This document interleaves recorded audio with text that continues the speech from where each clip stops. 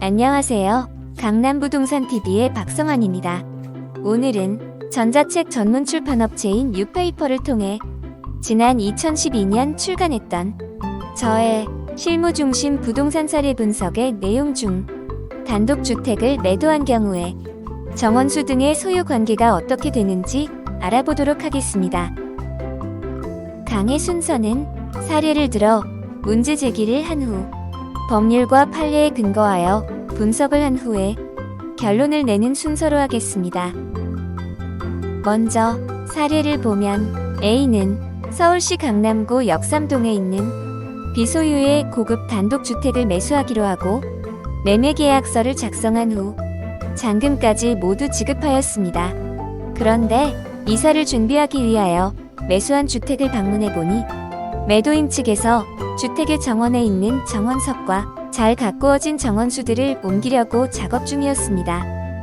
A는 즉시 매도인 B에게 이의를 제기하였으나 B는 상당한 가격이 예상되는 정원석과 정원수는 주택의 매매에 포함되지 않았다고 주장하고 매매 계약서에도 별도로 명시하지는 않은 상태입니다. 이런 경우에 정원석과 정원수의 소유 관계는 어떻게 처리되어야 할까요? 여러분들도 한번 생각해 보시고 머릿속으로 결론을 내어보세요. 고급주택 등의 경우 정원에 조성된 정원석과 정원수 등은 정말 보기 좋고 아름답게 잘 가꾸어져 있을 뿐만 아니라 가격도 매우 고가인 경우도 있어 이러한 고급주택을 매매할 경우에는 정원석이나 정원수 등의 소유 관계를 명확히 할 필요가 있습니다.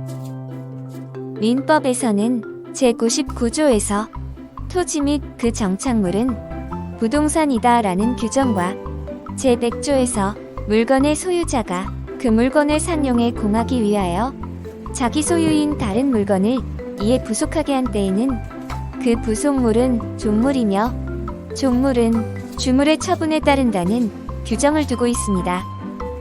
즉, 물건의 상용에 공하기 위함은 사회관념상 계속해서 물건의 경제적 효용을 높이는 작용을 함을 의미하는데 물건의 소유자가 그 물건의 경제적 가치를 높이기 위해 다른 물건을 이에 부속시켜 보조적으로 이용하는 경우가 있습니다.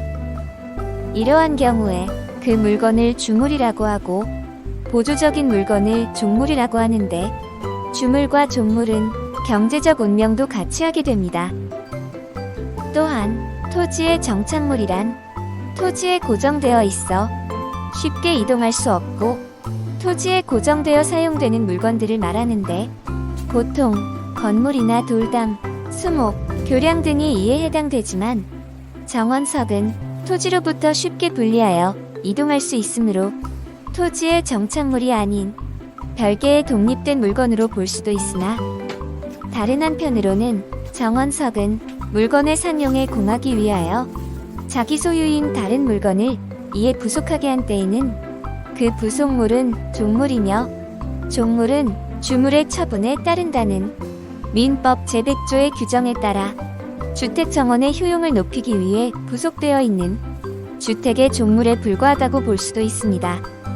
그리고 정원수는 토지로부터 쉽게 분리하여 이동하기가 곤란하다고 보여지므로 토지의 정착물에 해당된다고 볼 수 있는데 판례에서도 토지에 식재된 수목은 특별한 사정이 없는 한 그 토지의 부합물에 해당하여 그 토지에 설정된 근저당권의 효력이 미친다고 판시하여 수목을 토지의 부합물로 보고 있습니다.